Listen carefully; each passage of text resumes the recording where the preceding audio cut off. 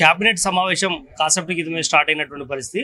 అయితే ఈరోజు చర్చించాల్సిన అంశాలు చాలా కూడా ఉన్నాయి. ముఖ్యంగా ఉద్యోగులకు సంబంధించినటువంటి ఇష్యూస్తో పాటు అదేవిధంగా యువ వికాసం కానీ, అదేవిధంగా వానాకాలంకు సంబంధించినటువంటి పెట్టుబడి సహాయాలు కావచ్చు, అదేవిధంగా వివిధ రకాల భూభారతికి సంబంధించిన ఇష్యూ కావచ్చు, ఇట్లా చాలా అంశాల మీద కూడా ముఖ్యమంత్రి అలాగే మంత్రిమండలి మొత్తం కూడా డిసైడ్ చేసే అవకాశం అయితే కనిపిస్తుంది. ఇక్కడ ప్రధానంగా రాష్ట్ర వ్యాప్తంగా లక్షలాది మంది ఎంప్లాయీస్గా ఉన్నటువంటి ఉద్యోగ సంఘాల డిమాండ్ ఏదైతే ఉందో దాని మీదనే అందరూ కూడా ఆతృతగా చూస్తున్నటువంటి పరిస్థితి.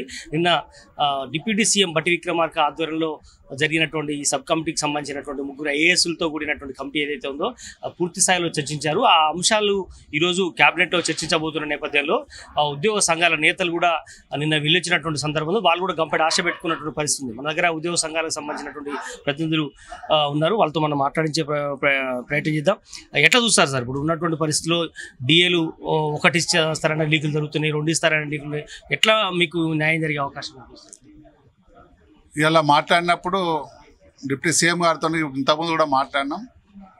వాస్తవానికి ఆర్థికంగా ఇలా ఇబ్బందికరంగా ఉన్నా ఇలా ఉద్యోగులుగా మరి మీ సంఘాలుగా మేము పిలిపించినప్పుడు ఉద్యోగ సంఘాలకు ఉద్యోగులకు చేయాలని గౌరవనీయ ముఖ్యమంత్రి గారి ఆదేశాన, అలాగే డిప్యూటీ సీఎం గారు కూడా న్యాయమైన డిమాండ్స్ ఇవ్వాలనే ఆలోచన ప్రభుత్వానికి ఉన్నది.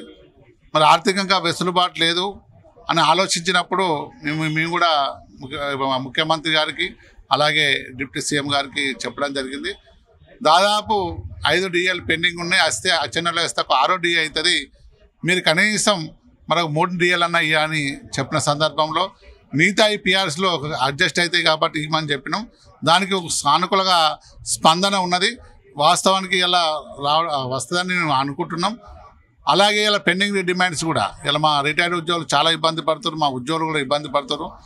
మన గతంలో చెప్పినట్టు 600 కోట్లు నెలకు కొడతా అని చెప్పినప్పుడు ప్రియారిటీ ప్రకారంగా కొట్టమని వాళ్ళకు కూడా చెప్పిన, అది కూడా పరిష్కార మార్గంగా ఆలోచిస్తారు. అలాగే హెల్త్ కార్డు ఇలా ఉద్యోగులకు చాలా కీలకమైనది హెల్త్ కార్డు కాబట్టి హెల్త్ కార్డు కూడా గతంలో జీవో 186 జీవో తీసుకొచ్చింది. ఆ జీవోను కూడా ఇలా పునరుద్ధరించేసి దాన్ని కూడా ఒక కమిటీని ఏర్పాటు చేసుకోమని చెప్పినప్పుడు దానికి కూడా సానుకూల స్పందన ఉన్నది.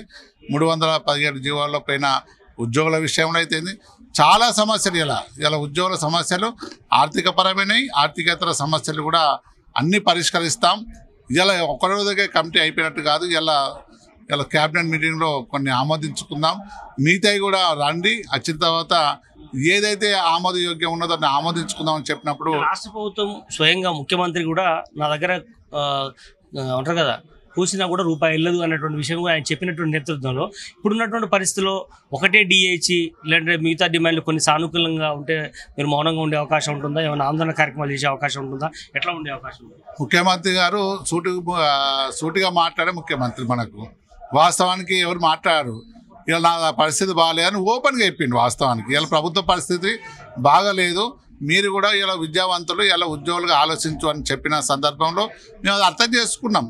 కానీ ఇలా మాకు వచ్చేటి ఉచితాలు కాదు, ఏదైనా పథకాలు కాదు కాబట్టి అవి న్యాయమైన డిమాండ్స్ కొంచెంగా చేయమని చెప్పినాం. మేము ఉద్యోగులుగా ఇలా ఇస్తామా లేకపోతే మేము సమ్మెకో సైకో పోతామని చెప్పిన సందర్భాలు లేవు. మరి ప్రభుత్వాన్ని కూడా చెప్తున్నాం, మీరు మెల్లమెల్లగా ఇవ్వండి, ఒక ప్రయారిటీ ఇవ్వండి. మాకైతే ఇప్పుడు డిఎల్ అయితే క్లియర్ చేయండి, తర్వాత పిఆర్ఎస్ కమిటీ తెప్పించుకొని దాన్ని ఇంప్లిమెంట్ చేయమని చెప్పినాం, పెండింగ్ బిల్స్ చేయమని చెప్పినాం. అలాగే హెల్త్ కార్డు కూడా ఈ 3 మెయిన్ ఇష్యూస్. ఆర్థికేతర సమస్యలు అయితే మీరు ఆల్రెడీ పరిష్కరిస్తారు, ఆల్రెడీ కమిటీలో కూడా తీర్మానం చేసినాం, కమిటీ రిపోర్ట్ కూడా పాజిటివ్గా ఉన్న అన్ని సమస్యలు ఇలా ఉద్యోగులకు పరిష్కారం అయితే ఉద్యోగులు ఓపిక పట్టాలి. కాకపోతే ఆర్థికానికి సంబంధం లేని సంబంధించినటువంటి విషయాలు కూడా చాలా ఉన్నాయి. ట్రాన్స్ఫర్లు కావచ్చు, డిప్యుటేషన్ కావచ్చు, చాలా మంది వికలాంగులు ఇట్లా కొంతమంది కూడా ఉన్నాడు హెల్త్ పరమైనటువంటి సమస్య ఎదుర్కొంటున్న వాళ్ళని ఎందుకు మార్చడంలో ఇబ్బంది పడుతుంది? గత ప్రభుత్వం ఇబ్బంది ఉండడం వల్లే కొంత ఉద్యోగుల వ్యతిరేకత వచ్చింది గత ప్రభుత్వంలో. ఇప్పుడు చేయడానికి ఏమి ఇబ్బంది ఉంది? దాదాపు అన్ని సమస్యలు మాట్లాడాను, ఎందుకంటే మీకు చెప్తే చాలా సమయం పడుతుంది కాబట్టి. ఆర్థికేతర సమస్యలు, మా ఉద్యోగుల సమస్యలు, ఏ చిన్న సమస్య తీసుకొచ్చినా ఇవాళ అవుట్సోర్సింగ్ ఉద్యోగులకు దానికి కూడా కార్పొరేషన్ పెట్టేసి వాళ్ళ సమస్యలు పరిష్కరించమన్నాం. అలాగే అంగవైకల్యం ఉన్న వాళ్ళకు వారికి కార్పొరేటర్ పెట్టమని చెప్పాను. అలాగే ఇవాళ మెడికల్ ఉన్న వాళ్ళకు కార్పొరేటర్ పెట్టమన్నాం. అన్ని సమస్యలు పరిష్కార మార్గం అయితే ఇంకా ఏమైనా మిగిలి ఉంటే మా దగ్గర రండి, అన్ని దగ్గరకి వచ్చి మాట్లాడండి, అన్ని సమస్యలు పరిష్కరిస్తామని చెప్పడం జరిగింది. రైట్. మీరు చెప్పండి సార్. నిన్న చర్చ జరిపారు చాలాసేపు. నిన్న బట్టి విక్రమార్క గారు మీకు ఎట్లాంటి అష్యూరెన్స్ కల్పించారు? ఈరోజు క్యాబినెట్ జరగబోతుంది, సాయంత్రం 6-7 అయినా కూడా అన్ని విషయాలు మాట్లాడతారు. మీ అంశమే ప్రధానంగా వినిపిస్తున్న నేపథ్యంలో మీరు ఏమి ఎక్స్పెక్ట్ చేస్తున్నారు? ఉద్యోగుల అంశం ప్రధాన అంశం ఎందుకైంది అంటే, గత ప్రభుత్వం 10 సంవత్సరాల్లో ఉద్యోగ సమస్యలన్నీ కూడా ఏ ఒక్క సమస్యని వాటిని అటెంప్ట్ కూడా చేయకుండా ఏదో అది మాది కాదు, ప్రభుత్వ ఉద్యోగులు అట్లా ఉంటారులే అనే దాంతో కొంత మమ్మల్ని చిన్నచూపు చూసిన పరిస్థితులు ఉన్నాయి. తదుపరి వచ్చిన గవర్నమెంట్లో ఎక్స్పెక్టేషన్స్ మా ఉద్యోగ సంఘాలుగా ఉద్యోగులుగా ఈ డిమాండ్స్ అన్ని క్లియర్ అయితే మేనిఫెస్టోలను పెట్టారు అనే దాని మీద ఎక్స్పెక్టేషన్ ఎక్కువ ఉండటం వల్ల అన్ని డిమాండ్ని ప్రభుత్వానికి ప్రతిరోజు మేము తీసుకెళ్తున్నప్పటికీ క్యాబినెట్ సబ్ కమిటీ వేయటం, క్యాబినెట్ సబ్ కమిటీ తర్వాత ఆఫీసర్స్ కమిటీ వేయటం, మేము అందులో 57 డిమాండ్లు ప్రధాన డిమాండ్లు పెట్టడం, 217 డిమాండ్లు సెకండరీ ప్రాధాన్యత ఇవ్వటం. దాని మీద నిన్న క్యాబినెట్ సబ్ కమిటీలో ఉన్న మంత్రివర్యులు, స్పెషల్ ఇన్వైటీ గారు, దాంతోపాటుగా officers committee 3, special secretary GID secretary గారు, ఫైనాన్స్ సెక్రటరీ గారు విపులంగా విస్తృతంగా 1.5 అవర్ చర్చించాం. వారు చెప్పినట్టు మేము పెట్టిన డిమాండ్లు అన్నీ కూడా న్యాయబద్ధమైనవి. కాకపోతే ఆర్థిక పరిస్థితి విధ్వంసమైంది, కొంత వెసులుబాటు కావాలని వారు కోరడం. మేము కూడా 1 డిఏ కాదు, 2 డిఏలు కాదు, 5 డిఏలు పెండింగ్ ఉన్నాయి. 6వ డిఏ కూడా నెక్స్ట్ మంత్లో మళ్ళీ 6వ డిఏ కూడా కలుస్తుంది. అందులో 2 డిఏలు పిఆర్సీలో కలిసిన 3 డిఏలు పెండింగ్ ఉంటాయి. మినిమం 2 ఇవ్వమని అడిగాం. దాంట్లో మాకైతే ఇప్పుడు కూడా బట్టి విక్రమార్క గారిని సార్ని కలిసి వచ్చాం.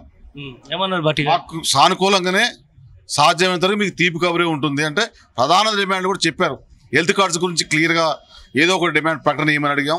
దాంతోపాటుగా పెండింగ్ బిల్స్ కూడా ఒకేసారి 11,000 కోట్లు క్లియర్ చేయలేకపోయినా ప్రాధాన్యత అంశంలో పెట్టుకొని క్లియర్ చేయమని చెప్పాం.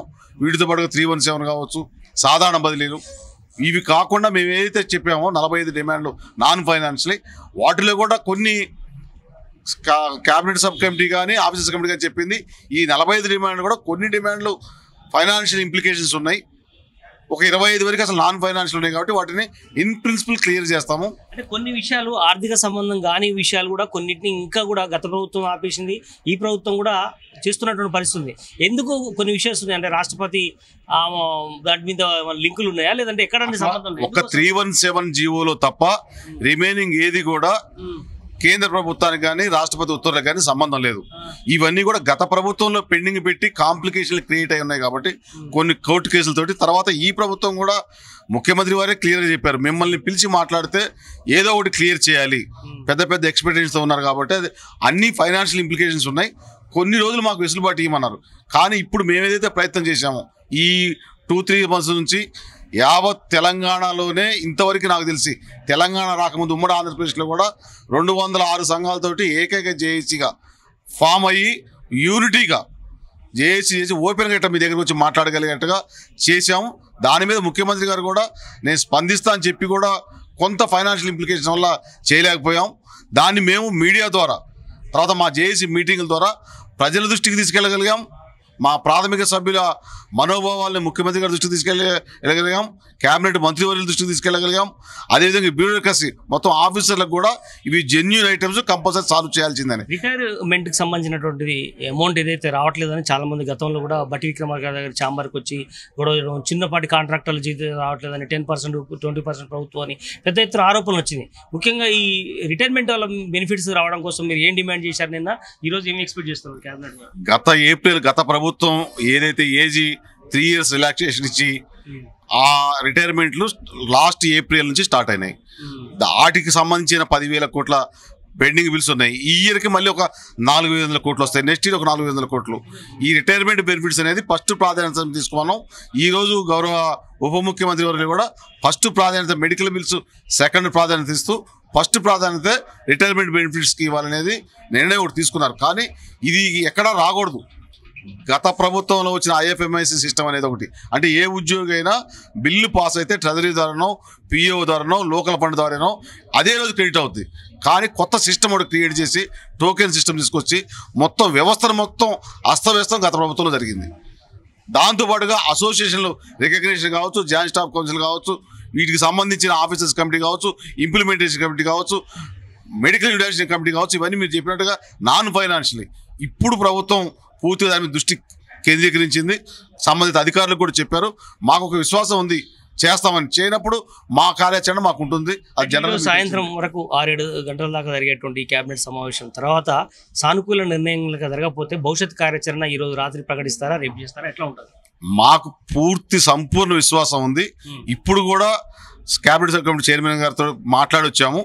ఎంతో కొంత మాకు సానుకూలంగా ఉంటుందని మేము అనుకుంటున్నాం. రాని పక్షంలో ఎలాగో మా యావత్ చేసి మేము ఇండివిజువల్ తీసుకునే నిర్ణయం కాదు, జేఏసీలో ఉన్న స్టీరింగ్ కమిటీ మెంబర్లు యావత్ జేఏసీని సమావేశపరిచి తదుపరి నిర్ణయం తీసుకుంటాం. Right, thank you. మొత్తానికి సాయంత్రం వరకు కేబినెట్ సమావేశం జరగబోతున్న నేపథ్యంలో ఈ రాత్రి వరకు ఒక క్లారిటీ వచ్చే అవకాశం ఉన్న నేపథ్యంలో ఉద్యోగాల సంఘాలకు సంబంధించి పాజిటివ్గా ఉంటే ఓకే, లేదంటే మాత్రం రేపు భవిష్యత్ కార్యాచరణను ప్రకటిస్తామన్నటువంటి విషయాన్ని అయితే ఉద్యోగ సంఘాలు చెప్తున్నటువంటి పరిస్థితి ఉంది. Over to studio.